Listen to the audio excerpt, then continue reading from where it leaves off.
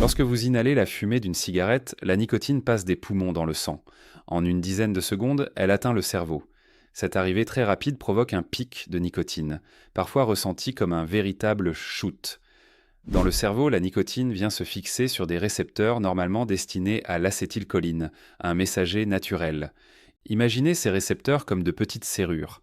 L'acétylcholine est l'une des clés naturelles du cerveau, mais la nicotine lui ressemble suffisamment pour venir ouvrir ces serrures à sa place. À force de recevoir de la nicotine, le cerveau cherche à s'adapter. Progressivement, certains récepteurs nicotiniques deviennent plus nombreux et plus disponibles. C'est comme si le cerveau installait de nouvelles serrures pour accueillir une clé qui arrive plusieurs fois par jour. Lorsque la nicotine est présente, ces récepteurs sont stimulés. Mais la nicotine ne reste pas longtemps à un niveau élevé. Après le pic provoqué par la cigarette, son niveau redescend progressivement. Les récepteurs commencent alors à réclamer une nouvelle stimulation. Une tension apparaît, la personne fume, en quelques secondes la nicotine revient.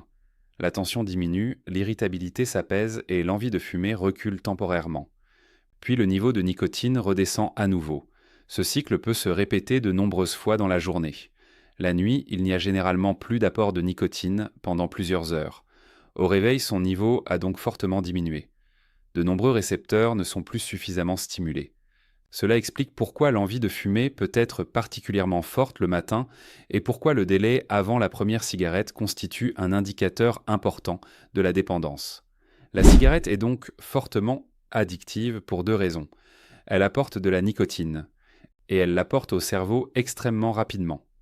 À force de répétition, le cerveau apprend à attendre cette arrivée rapide et à réclamer une nouvelle dose lorsque le niveau redescend. Retenez bien cette phrase. La cigarette apprend au cerveau à réclamer rapidement ce qu'elle lui apporte en quelques secondes.